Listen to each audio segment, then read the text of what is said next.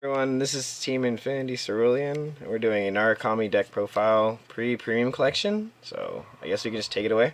Alright, so our first card of the deck is for Detonic Stinger Dragons. And this thing's hard to pronounce. Anyway, this is kind of your main grade 3 ride. If you're going second, this is the card you want to ride.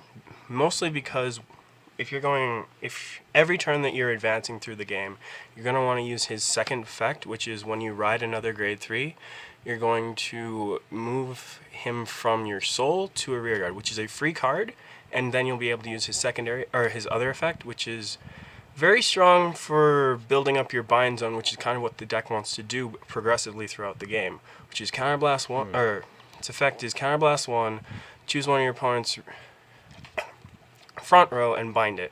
If you paid the Counterblast cost, you'll also gain 5k, which is a relatively strong effect because you'll be able to hit pretty much all numbers. You're not really looking for numbers for this deck until you start getting into your second and third stride. You mostly just want to be able to take cards out of your hand. A lot of the time your opponent's going to want to stop your Thunder Strike by just not calling cards. How you get over that is just going ham, beating face. Anyway, this is the main grade 3 ride of the deck. Let's move on to the next one.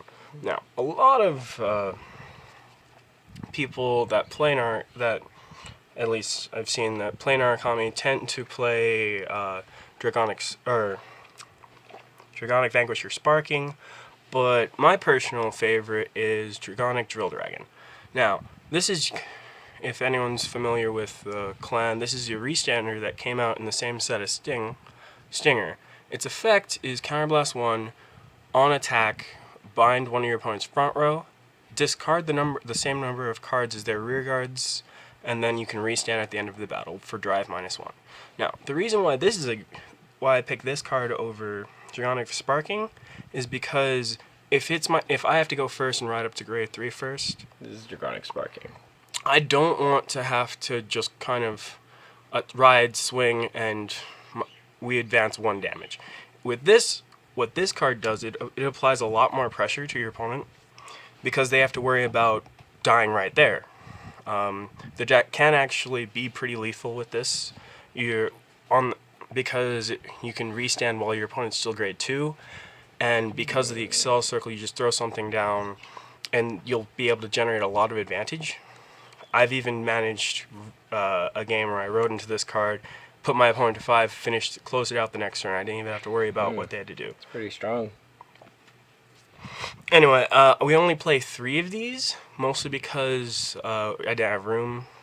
But there's also, it's not our main grade 3 ride. So it's kind of like our backup just in case things aren't going well. The more important playstyle of the deck is just you keep riding Sting's effect, or riding for Sting's soul effect, so that you can generate more Excel circles, more front row units to keep attacking. Alright, well, that wraps up our grade 3s. So I'd imagine if you're going first, you want to ride this one. Yes, so with this deck you have 2 options for grade 3s. Both are situational based on which, whether you're going first or second. If you're going first, you want to see your drill. If you're going second, you want to see your sting.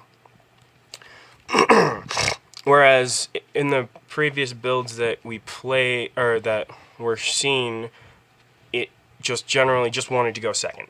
Whereas I kind of don't like that style because it kind of slows down the game, and then because this deck likes to see their late game strides, you can end up, if the game doesn't get that far, your game's kind of dead. All right, so let's move on to our grade 2s. So wait, why do you play 3 of these as opposed to just 4? So that's actually the reason I play 3 of these is my style with the deck is kind of a rushdown style, so I want to see my lower grade cards first, and then if I ride up to grade 3, I don't have to clog with grade 3s, or I can guarantee by hitting the lower grade cards earlier, I can force my opponent to higher damage. That way, for example, this can close out the game on my 3-ride. If, say, I opened up a bunch of grade 2s and just beat face with them, or a bunch of grade 1s. I see. Okay. So moving on. Alright. Finally, to grade 2s. We're playing the best grade 2 that Narukami's ever gotten. This is... what is it? Yeah. Demonic Dragon Berserker Chitura. It's got 2 continuous effects. One, it can only attack the Vanguard. The other one is the best effect in the game, which is kind of like... It gains 3k, so it can... previously, it could always hit a Vanguard. Its other effect is when it hits, you counterblast 1, draw a card, and bind one of your opponent's cards in their drop zone. You get the choice, so you can hit a lot of their important cards, which are like their heal triggers or PGs to stop Luard's refreshing PG or the Gear Chronicle one. And in some cases, you can bind like Kaguru's grade 3s so that they can't guarantee the defeat flare to wipe your back row. Oh, that's pretty good.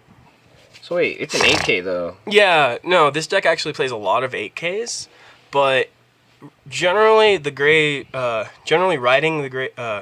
8K doesn't hurt the deck as much because it's kind of got because it's a control deck. Your opponent will get punished for rushing you, and the style with the deck in the case that you hit Chituras are you ride up, swing your Vanguard to whatever rearguard they have, then swing Chitura into their Vanguard. In the event that they wanted Counterblast, they'll take Chitura, you'll draw a card and bind the card that you just attacked with your Vanguard. Or, with the way that this deck works, Chitura will be just the only card on your grade 2 swinging at their Vanguard. Whether it attacks or not, it doesn't matter whether it hits or not doesn't matter because they will have guarded the attack or you will have drawn a card. In either case, it's a kind of +1 to you because it's one less card they would have been able to use. And also if they guarded it, that's just one more card out of their hand, right? Yes. Alright. Yeah, that's pretty good. So Chitura is kind of your strongest utility card. Moving on to our strongest attacker, we have 4... Oh, the big boss. Yeah, this is kind of our strongest card of the deck here. Or at least, in my opinion, it's the strongest beater that Narukami will probably ever get.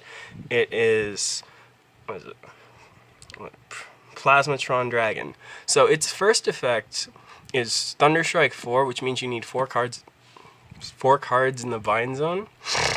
And so once you achieve Thunderstrike 4, you can counterblast 1, and then he'll gain 2k for every card bound. Say you just reach Thunderstrike 4, that makes him a 17. But this deck, if anyone's seen a Narukami deck play in action, they're not going to just stop at 4. It's pretty easy for this deck to rack up to 7, 10, 15. I've even reached almost 30 cards toward the end, and that's you do that multiplied by 2. This card can get up to like 50, 60. I think even one game I managed to reach 200. Yeah. But that was with Maybe like a grade 4 that you can use that also goes with this. Yes, so there's a very strong combo that you combine him with another card, and then they kind of synergize with each other to multiply the power-ups. Anyway, it can get really big in the late game. The other effect, which is actually this deck's in my opinion, it's the more important effect early on that you want to see, because this deck doesn't play Sparking, it doesn't have the auto Thunderstrike buildup. So in the event that your opponent chooses not to call any cards in an attempt to keep you from building up, you're going. The counter strategy is to rush them down, force them to guard. What the other effect for this card is when it's played on rearguard, once you are at Generation Break 1, you can your opponent is forced to choose a card from their bind zone and bind it. This will help you hit your Thunderstrike thresholds for a lot of your later strides that you're going to be using to build into your better offense turns. On place. Yeah, it's an on-play effect, so it's only a one-off, which is why we have to play it at 4. But the more... So you're going to want to use both effects in the game, but the later the game is, the stronger the first effect is. The earlier the game is, the more you want to use the secondary effect. What about Thunderstrike 4? Thunderstrike 4... The cost for the +2 for is... It's a Counterblast 1. This deck actually does a... there's another thing. Sparking is a countercharger, but as you can see, we're not playing Sparking. But from all the playing that I've done, you don't really need to play Sparking. Yes, you won't get as much Thunderstrike built up, but you're trading it off for a stronger offense. Plus, from what I can see, the deck has not run into counterblast issues because I'm playing a lot of countercharging in the deck, which we'll get to that in our lower grades. And our next card is one of my personal favorites. It's a Voltage Horn Dragon. I even have an SP here. It's a nice SP, if you guys. Yeah, so it's different, but it doesn't really look very different. There's one of this Sorry set didn't really have guys, very by the way. This deck didn't. That set did not have good SPs. Anyway, its effect is when it's boosted, you can counterblast 1 if you're at Generation Break 1 or higher. Your opponent must then choose one of their units, retire, and bind it. Now, the important part about this card, and the reason why I'm playing this over a lot of the deck's choices of Recklessness, which they have very similar effects, but the important part about Voltage Horn is that it's a retire bind effect, which it will trigger which will trigger our main unflipping engine of the deck, which is, in my opinion, the best trigger of the game. So Dragon Dancer, is it Viane? So this card can only be triggered when a card, or it was errated so that originally it was just when a card is put in the drop zone from rearguard. It was errated so that it could only be done by a retire effect. But pretty much we're playing Voltage Horn over Recklessness because Voltage Horn can trigger this card, or will trigger it, versus Recklessness. Both cards will gain you bound cards, but Voltage Horn is reusable, and that's kind of the reason why I chose this over Recklessness. Alright, now, we're not done with grade 2s, actually. I actually play 14 grade 2s. I play 3 Desert Gunner Kojins. Now, this card is a very interesting card. See, at Generation Break 1, Thunderstrike 2, it's it gains 10k shield on Guardian. Now, one of the important things to note about this card, yes, it's an 8k, but it's because we're playing the stand trigger, we're not playing all of the new triggers. So this card will cover the shield that you would have lost playing not by playing the stand trigger over the new triggers. And in the OTT matchup, I believe their new stride that they're getting in the premium collection kills auto abilities. Yes, right? yeah. Guardians. Yeah, so it stops all auto effects of the turn, and because if you notice, this card's a continuous effect, so that means that they won't be able to stop its power up. Oh. Yeah, and this card's actually saved me in a lot of games because one thing that even before the set comes out, just in the Ichi-Tom matchup, if your opponent's playing Ichi-Tom and they go in for the Tom Ichikishima where you just can't guard with any cards from hand, you can throw this card on the Excel circle and it's a 15k intercept as well. So you just have 2 of these on board and it's like you have to get over a 42, or their Tom had to have gotten over 42, which means they would have needed to either use a deer, which is unlikely to have actually happened if you've put in enough pressure with the deck. Yeah. But yeah, this card is very. It's more of a safety net card in that you're playing it for the extra shield because well, you want to be able to live into your late game strides, which will Get to that later. they'll kind of build into Oh. they'll kind of build into each other and progress the game without you having to do too much on your actual turns, whereas you're just looking to just survive. And with that, we'll move on to our grade ones. So I play 4 Mighty Bolt Dragoons. Yeah, so we Nice have full our arts. Revival Collection full arts here. Now this card is his effect is in it's stride fodder. It gains two grid in hand, and you can discard it in order to pay the cost for stride. To other effect, on play, you can reveal a grade 3, add a Vanquisher to your hand, and then discard a card. It's pretty self. Yeah, it's pretty self-explanatory. We're mainly using it for stride fodder.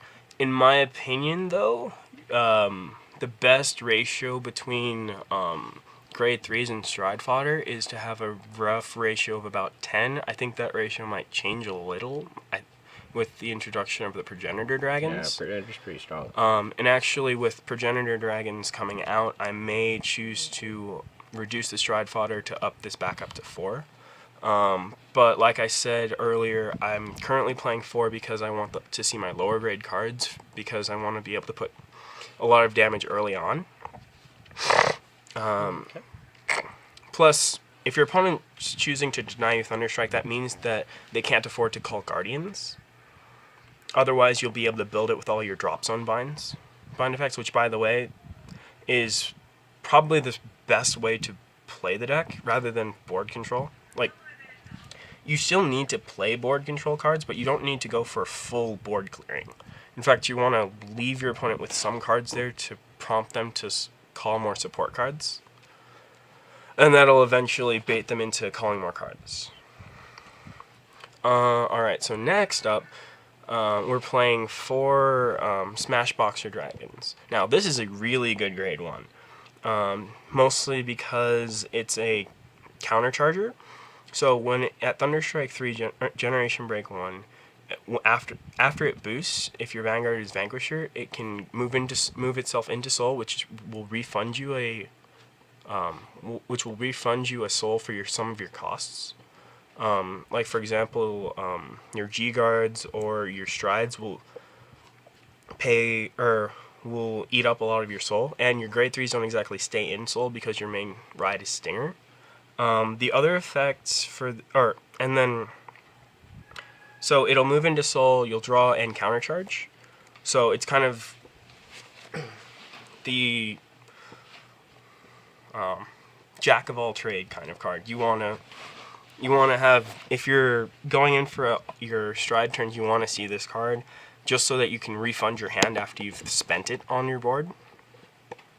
The other effect, it used to be handy, where if it boosts a Thunderstrike unit, your opponent can't choose either card in the column as effects. This would have been useful for, say, Kagura, where you can't deny Griffin your Plasmatron or your 15k Intercept. Alright, and with that, we'll move on to our next card. So, I play 2 Anastasias. This is our PG for grade 1. It's pretty easy to explain. The other effect, the reason why I play it, is the Thunderstrike 4 effect. Now, it's not generation lock, so just as soon as you hit Thunderstrike 4, it's active. So if it's retired from Guardian, which pretty much just means at the end of the battle, you can take it that way, because all Guardians after they're removed from the Guardian are considered retired from Guardian. So at Thunderstrike 4, you'll be able to draw a card when you PG with it, which makes the PG effect free. Which is very, very useful because you want to keep a healthy hand during your opponent's offense. And if your opponent's planning around the number of cards you have, this will throw them off. Interesting. Yeah, I've actually caught a lot of people where, with this, where it's like, I'll say I have 6 or 7 cards in hand, and then this PG will draw me an extra 1 or 2 cards, and then I'll survive the turn with an extra, with those cards that I drew. Alright, so, now, for my spicy text here, I am playing one Demolition Dragon from the new set. A lot of people actually play this card. The reason I'm only playing one of it is because I only want to see this card on my ride.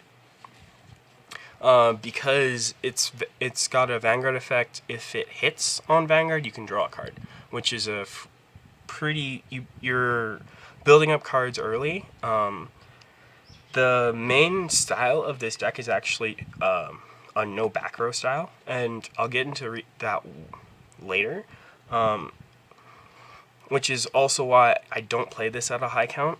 So this has another effect, but I haven't really had a need to use it because of that reasoning, where it's also another reason why I play so many grade 2s. So a lot of I feel the best way to play this deck is actually on your opponent's turn, you try and intercept away all of your cards so that you meet the condition for This is a really strong card, right? yeah, for one of your best defense cards. Yes. Moving on. Also, I play this because it's a 10k shield. So if I miss the ride, it's still really good shield in my hand. The other card that I play, and I think is actually more worth it than Demolition, is yeah. This guy. Yeah. So actually, I don't think I've seen anyone ever play this card. So it's Shattering Lightning Spear, or Scathing Lightning Spear Ramsey. So its effect is, at the end of the battle that it boosts the Vanguard. If there are no rear guards in your opponent's front row, counterblast 2, put in the soul, and stand one of your rear guards. Ooh. Now, this is very important. CD2 though. Yeah, it's really high cost, but in premium it's a lot easier because you have a lot of countercharging versus the V deck where you didn't have any countercharging whatsoever. Because let's be real, the countercharger that Narukami got in V isn't gonna be played. The important part about this card is that it's really easy for this deck to clear out front row.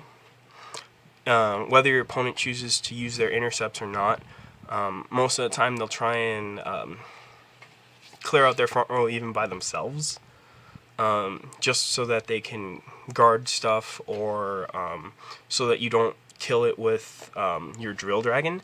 And by them not having a front row, you can pretty easily clear the condition for no front row. And oftentimes the extra attack is very handy, especially in your late game power up strides, where you could have not flipped any triggers and still killed them because this extra attack stood something that was like 60, 70k. That's pretty strong. Yeah, and your opponent just didn't have the guard for it. Yeah, so that wraps up my grade 1s. Nice. Okay. Alright, for grade 0s, we play one of the Herald Draco Kid. Our Hard Rod Draco Kid. So this is a very important starter for building up Thunderstrike. So its first effect is you rest this unit, and your opponent then binds a card from their drop zone. They can choose the card, but if they fail to bind a card, you then get the additional effect of countercharging one and choosing a Thunderstrike unit, giving it 3k.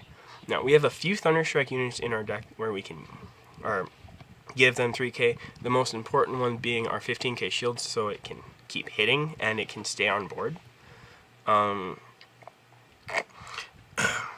Oftentimes, you want to use this card in your grade 1 and 2 turn to countercharge for Chitura, because Chitura will have likely emptied your opponent's drop zone for you, but because it counterblasts one, you need to refund that counterblast in some way or form, and this card is a good way of doing that. And the only drawback that I've found is that you have to keep it on board for quite a while, which can throw off some of your higher shield cards, which is often why I use the second effect, which is Thunderstrike 4, Counterblast 1, put himself into Soul. Your opponent chooses one card on their board and retire and binds it. And then you can choose one of your units. It does not specify Thunderstrike or not, so you can choose any one card and give it 3k. Oftentimes you'll give it to something that you already used the 3k skill on, so that it'll be 6k to something, which will then make good numbers. Chitura will go from like a 11 to a 17, which will hit a lot of Excel and Protect numbers. That's important. Oftentimes I'll try to, as soon as I hit the Thunderstrike 4, use it so that I can use my shields, or use my better shield cards. Alright, so we'll move on to our triggers. Oh, the trigger lineup now. Alright, so we already have 2 PGs, so I chose to do a 2-2 split. I'm playing 2 PG draw triggers. I chose to do the split because the deck already played draws before, and I wanted to clear up space in my grade 1 lineup for playing Ramses and a Demolition. Alright. PGs are pretty self-explanatory why you'd play them. Alright. So, I'm also playing a 2-2 split of heal triggers. Now, I'm considering with the new set, with OTT being a thing, to do a 3-1 split. But the reason why I like this heal trigger is as soon as you use your Impede G-Guard, you can Soul Blast 1 and Countercharge 1, which is another way to countercharge in the deck. Which will be able to build into either your Ramses or give you more Counterblast for the Chituras. Yeah. Alright. And also, playing the new triggers doesn't seem to... once you get to really high numbers, flipping new triggers versus old triggers don't really affect the game. I'm going to zoom out a little bit for you guys. Alright. I also play 4 Yellow Gem Carbuckles. It's pretty self-explanatory. They're the new crit triggers. Pretty easy to explain. You flip a crit, you win the game, right? I play these because they're 15k shields, and you want to have a lot of shield in your hand because, well, just you surviving makes it really hard for your opponent to play the game. Oftentimes because they have to think an extra step or two with their plays. Alright, so since we're only playing 4 crits, that must be strange. Because a lot of the decks that I believe were posted played something like just an 8-4 split between draws and crits. But yeah, that's so a lot of I stands. play 6 stand triggers. This is, like I said earlier, this is probably the most important trigger of the deck. So wow. Yeah. So we play, these are pretty much our main way of countercharging in the deck.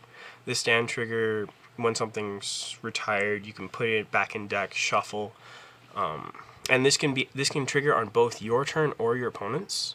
And yeah.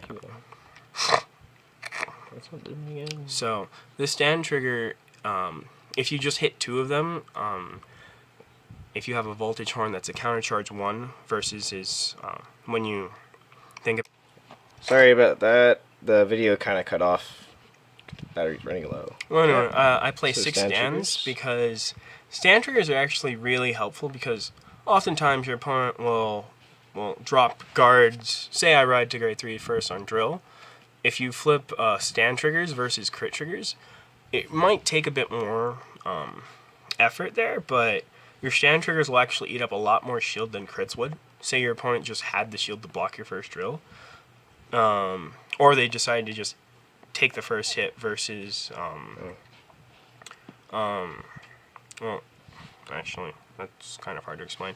Anyway, oftentimes the stand triggers will eat up more shield because you'll be standing your Excel circle, which will already have a decent sized beater, say Tritura or Plasmatron on it.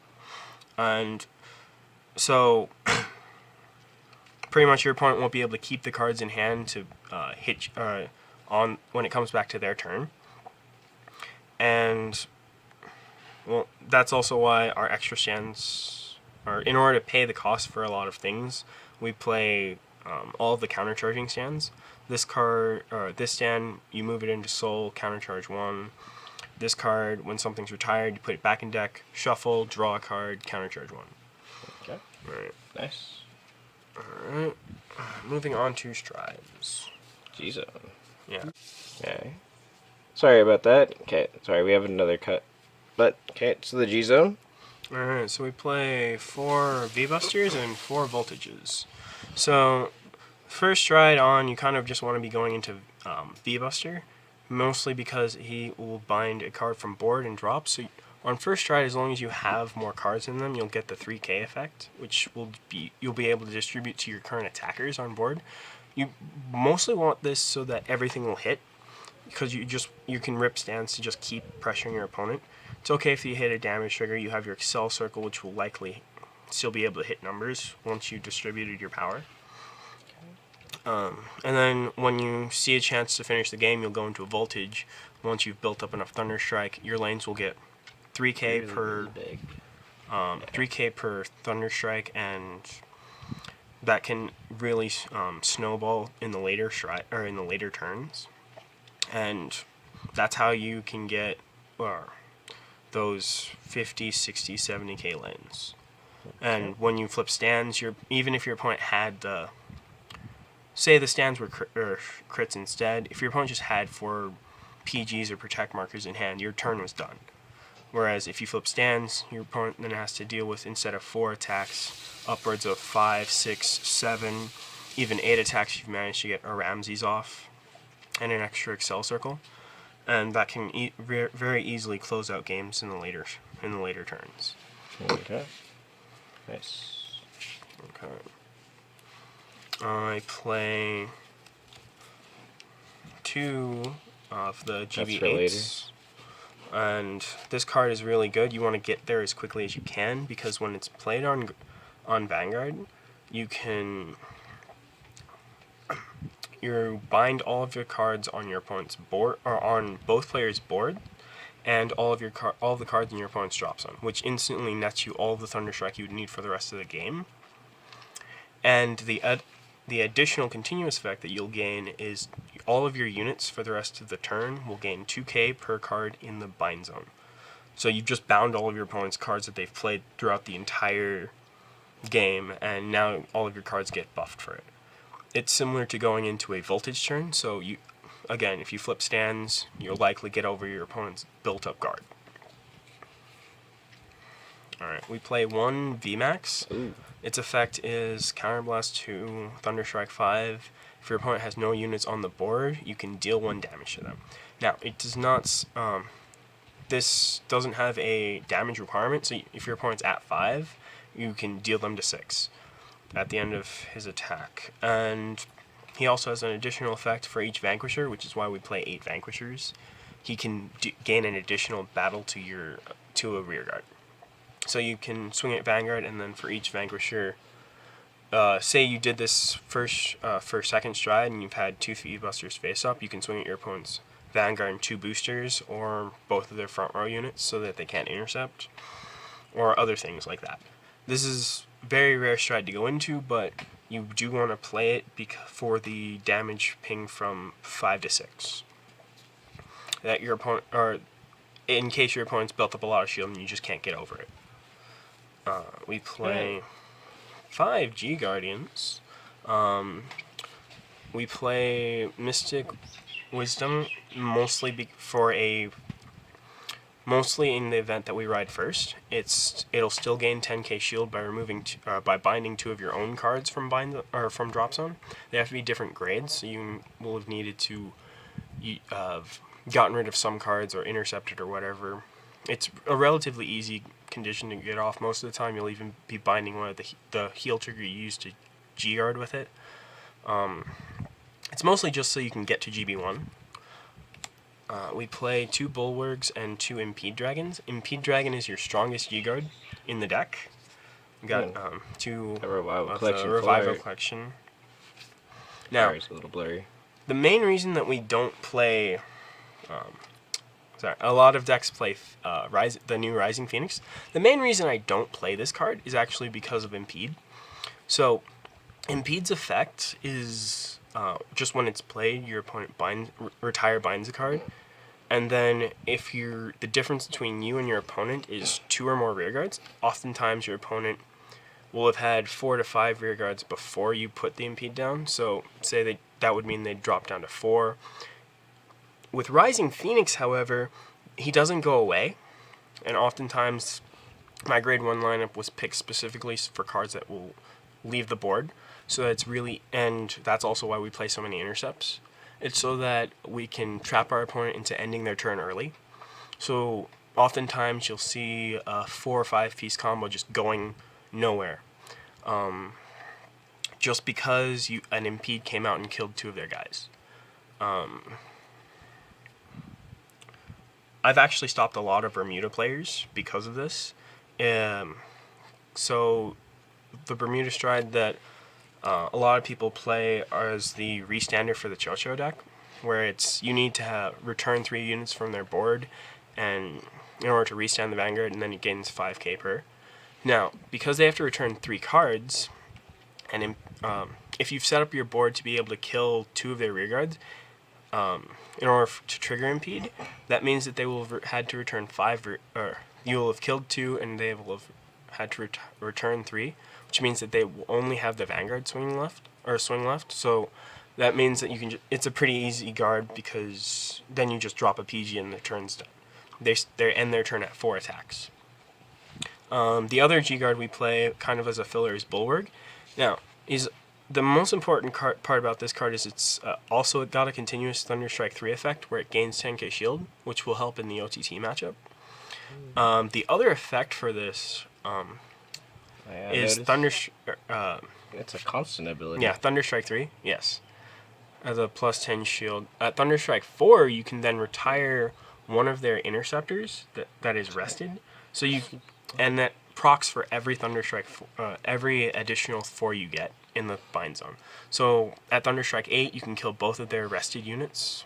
The problem is that it has to be rested, but you're often not going to need to use it for your opponent's first attack. Or if you do, it's because it's like an attack that'll stand later. All right. Okay.